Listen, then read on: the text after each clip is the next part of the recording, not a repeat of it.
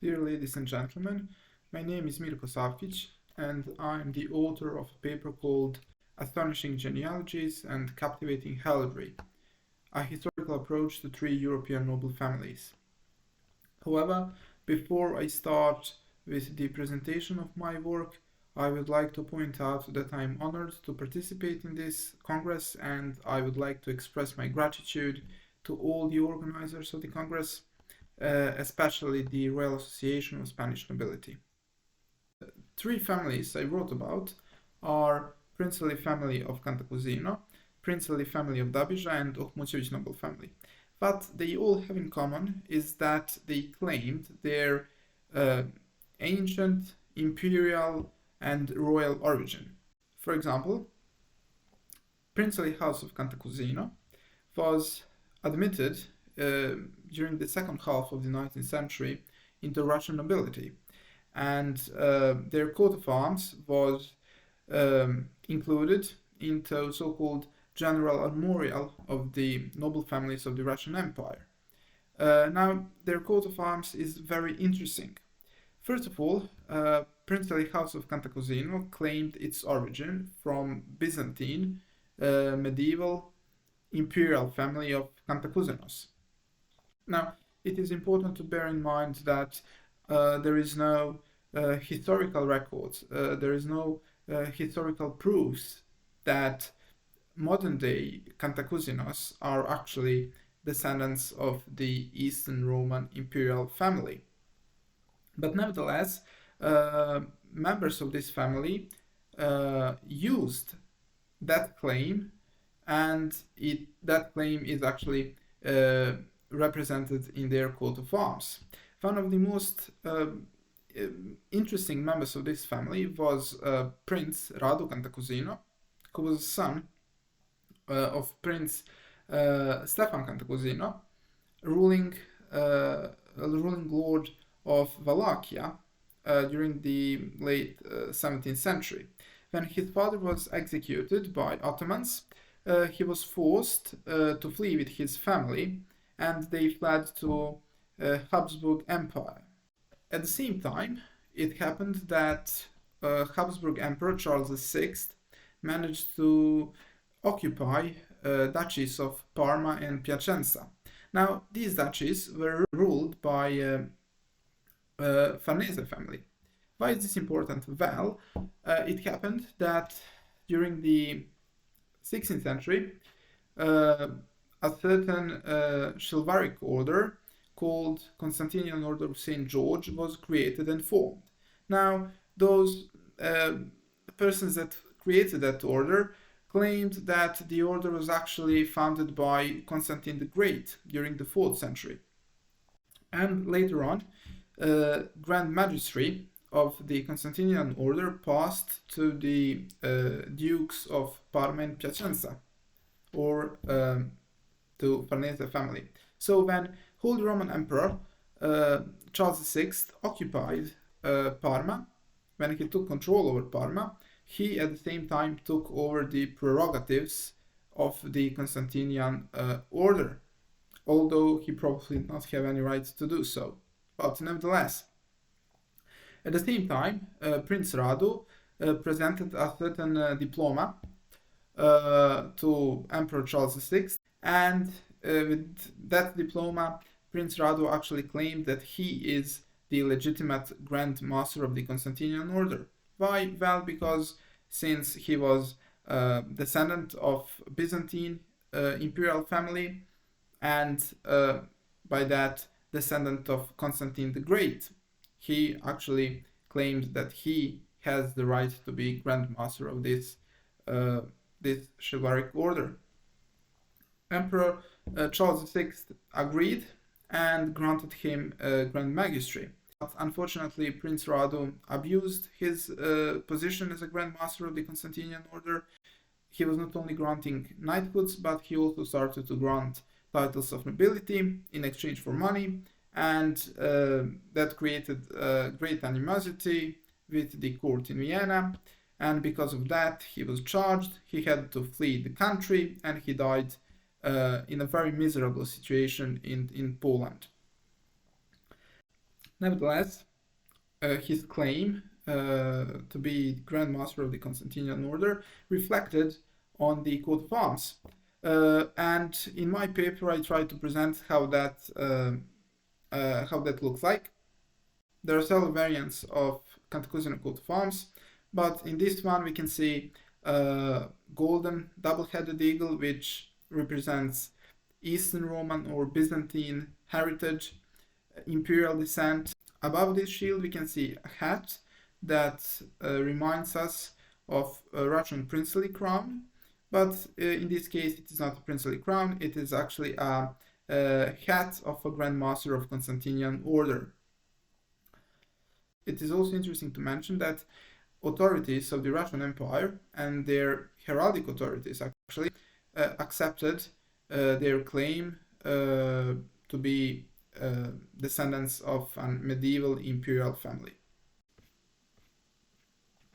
The second family that was analyzed in my paper was Princely House of Dabija. And Princely House of Dabija is also very interesting because we can follow a similar history, a similar structure. Princess Dabija were also accepted and admitted into Russian nobility, and their coat of arms was actually drawn and composed by Russian heraldic artists during the second half of the 19th century. And they were also admitted with princely title into Russian nobility. Dabija family claimed that they are descendants of medieval Serbian ruling families, Serbian in ethnic sense, that they are male line descendants of the Kotromanić dynasty that ruled Kingdom of Bosnia and briefly Despotate of Serbia, and that they are also descendants of the Serbian imperial Nemanjić family that ruled Serbian Empire. The most valuable source for research of this family's genealogy is Roman Ivanovich Ermerin's book, which is called Yearbook of the Russian Nobility, and there he presented a genealogy of the Dabija family. Now, there are a lot of omissions in this genealogy. It is clear that several persons in the genealogy are fabricated, they are completely fictional. There is actually no proof at all that modern day Dabija or 19th century Dabija actually descended from medieval kings of Bosnia and emperors of Serbia, but nevertheless this heritage, their claim, was clearly represented in their coat of arms, which can be seen in this picture. Here we can see that on the red shield there is double-headed silver eagle that represents medieval Serbia. We see golden lilies that represent medieval Bosnia, and we even see a buffalo's head which represents Moldavian heritage of this family, because they briefly ruled Principality of Moldavia during the 17th century. The third and perhaps the most interesting family for Spanish audience that I wrote about in my paper is Ohmucevic noble family. Ohmucevic noble family is very special because its founder was a man named Petar Ohmucevic, who was actually a son of a very rich Raguzan ship owner called Ivelja Ohmucevic. At that time, he lived during the 16th century. Republic of Ragusa existed, and Republic of Ragusa was a merchant republic, just like Republic of Venice or Republic of Genoa. And Peter, he was very young, he was born around 1552, and during the 1570s he entered service of the Spanish king. He actually commanded a ship in a Spanish navy, and later he was even commander of Esquadra Illyrica, or Illyrian squadron of in Spanish navy. He was a naval hero. He participated in many battles that Spanish Navy fought against English, for example, and he was very prominent in every way.